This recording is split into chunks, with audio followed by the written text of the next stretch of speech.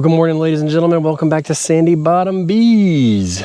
Yeah, I've just wrapping up. I'm not actually, I'm a little bit past it, but my first year in beekeeping, and I've progressed a long way in the year. But I wanted to bring to you 10 things that I wish I knew about beekeeping. And I'm going to keep this one to the main beekeeping season because I want to do a whole separate one for winter because that's like a whole different beast. But just the top 10 main things about beekeeping that I wish I knew before I started. It would have really helped me progress even faster. First thing is cost. You can see here's our apiary here, and then we've got more hives at another location, but you have to excuse our bottom boards. We are our screen blockers, we are drying them out. But I would just want to address the actual cost of getting into beekeeping. It goes without saying, anytime you get into something, there is a cost.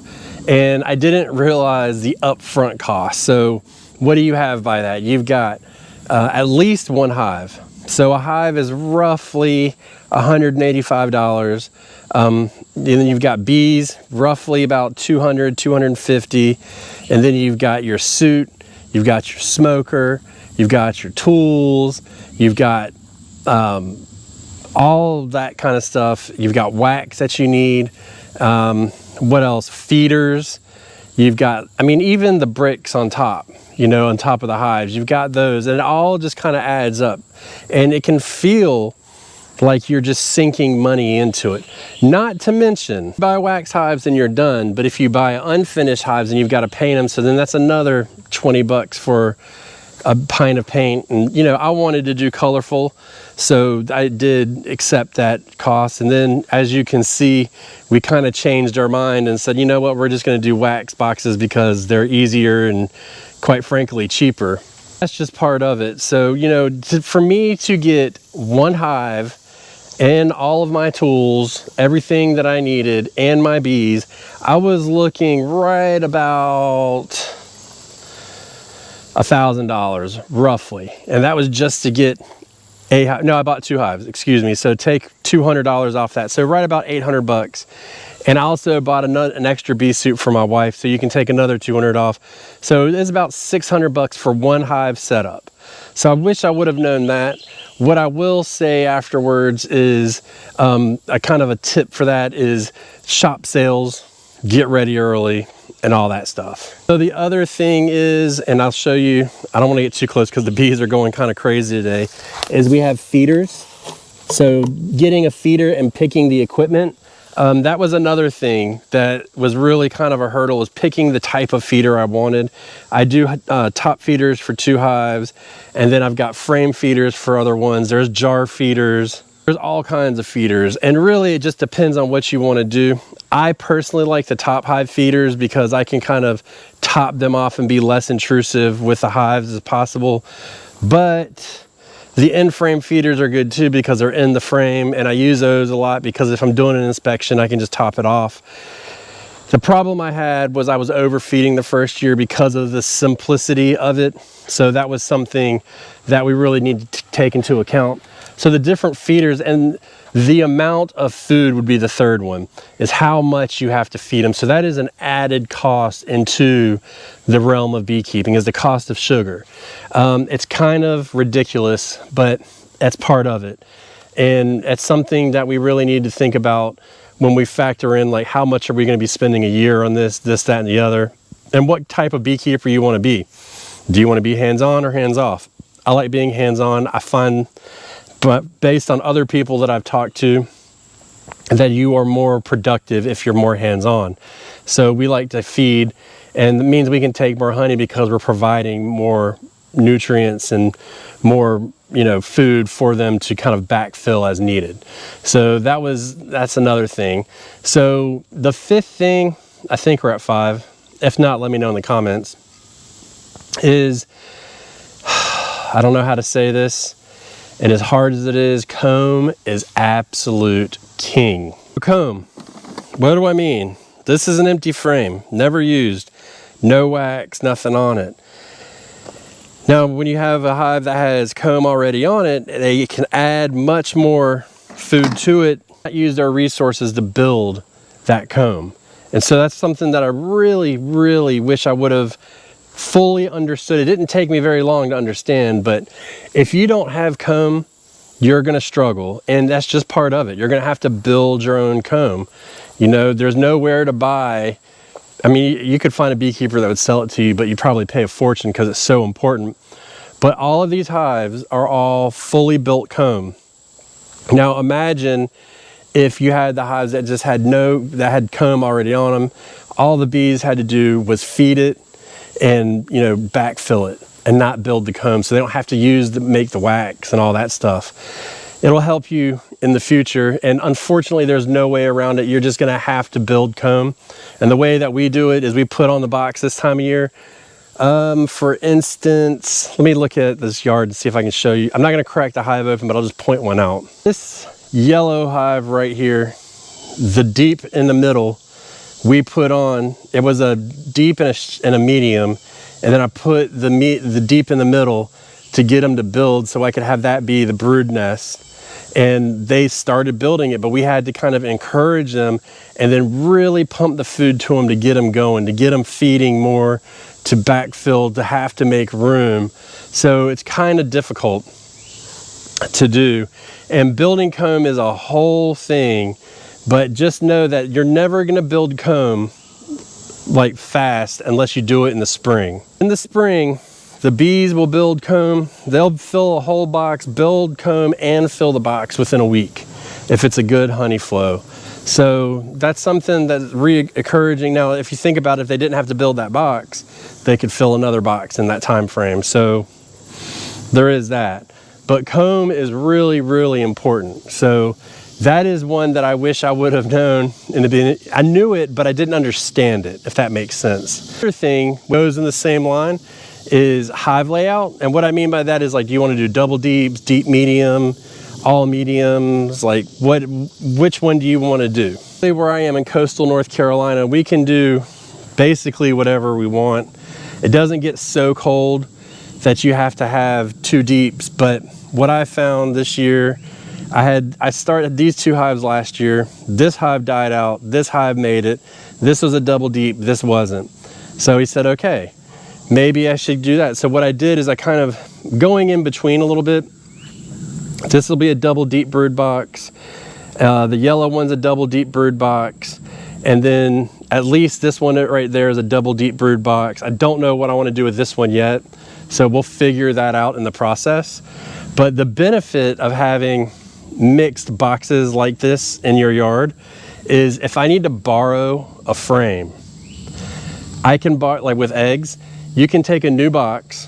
So I can take a new medium and put it on, and then I can take a frame of eggs on a medium and move it up into that box, and it'll help the bees go up into that box and then start to build it. So that's a benefit. But what if you have all deeps and then you put a medium on and you want them to build it?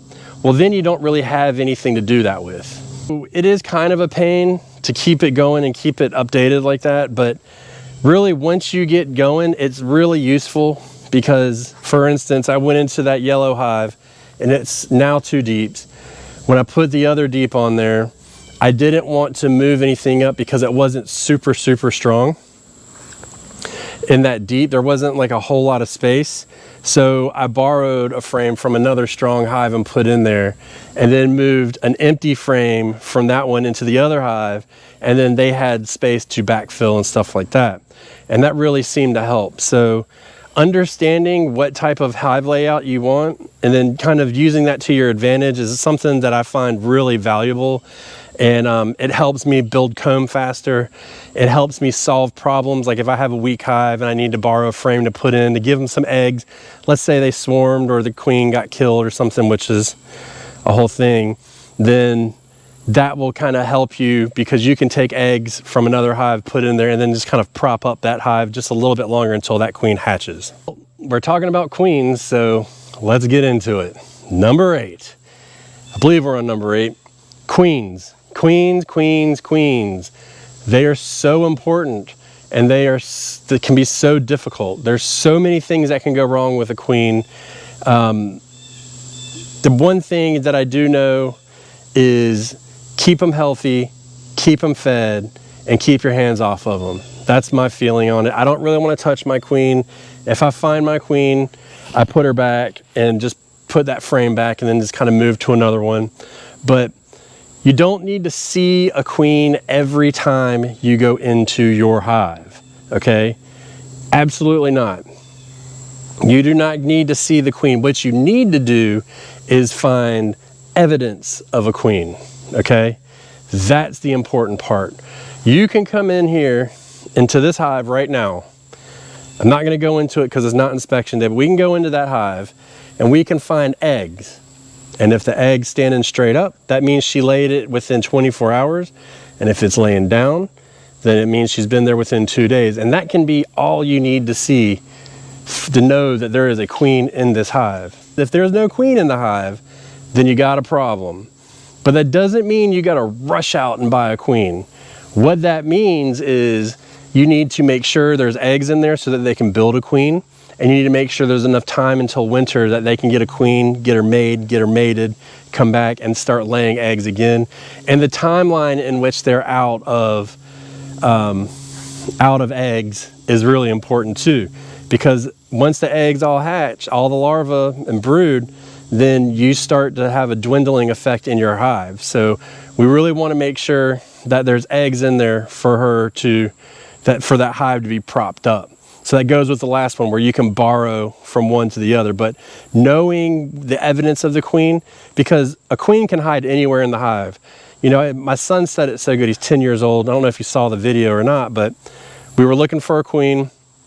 I said, you know, we're looking for one bee in 40,000 bees. And he just looked at me and goes, that's stupid. And he's right, it is stupid. She could be anywhere in that box. So let's just find evidence of that queen. And from time to time, you may really need to put your eyes on her, but as long as you find those eggs, you know that there's a queen. If you go in there in another week and you find more eggs, then you know that there's a queen. Number 9 is definitely gonna be about Veromite. Veromite treatment. Oh my gosh. Can we just take a moment and land on that? I think I was going to go without saying something about veromites, did you? So veromite is a mite that feeds off of the bees and basically will kill the whole hive. They get into the brood cells, they lay eggs and all that, and we have to treat for them. So really what I want to focus on for that is, for the love of God and his beautiful, beautiful soul, is the cost of veromite treatment. It's the hidden cost other than feeding for beekeeping. I know there's all kinds of ways you can do it. I like to do multiple different treatments. So the thought process is, it's like if you use the same treatment all the time, you're going to be making a super bug. So you want to use different treatments to kind of make sure, you know, use oxalic acid. I use oxalic acid, Apivar, and Formic Pro. Those are the 3 ones that I use, and I'll probably try something new next year. But we do it 3 times a year, and the cost is just outrageous. It adds up very quickly. The more hives you get, the more cost it is, obviously, because you need more product. And it's insane. You know, we're looking just for these 6 hives here, probably around $300 to $400 a year in just veromite treatment at least. And I haven't bought anything in a while. I'm going to have to soon, so that number will probably be updated. But that is definitely a hidden cost out here, and something that we need to keep in mind. And it's important, because if you go into the fall or winter with mites, you're always going to have mites, but a high level of mites, then you're going to have issues, and you're probably going to lose a hive, which means everything you did the year before was an absolute waste. Pretty sure the way I'm going to do it this year is in the spring, Formic Pro, in the summer, or in the spring, Formic Pro, then after the harvest in spring, oxalic acid, then in the summer, Apivar, and then in the fall into winter, either Formic Pro or oxalic acid. I don't know about the last one. I'm probably going to do oxalic acid because it's more gentle on the bees. You know, if you kill a queen in the fall, that's a big issue. If you kill her in the spring, it's not really a terrible deal breaker, because they can make another queen. but that's really the schedule that we're looking to go on. And then just remember that you can't have treatments on your hive when you harvest honey. You need to take them off for a period of time, even though they're kind of changing the recommendations on that. I still like to keep it off. So it's just keeping it down to a bare minimum and doing as much but as little as you can at the same time. I'm into this for sport. I'm into this to make a little bit of money, and I enjoy working on the bees. I truly enjoy it. But if it's going to cost me money in the negative every year, then I can't do it. So it's just all about working. But I know that if those hives don't make it, then all of this is for nothing. So you definitely need to treat.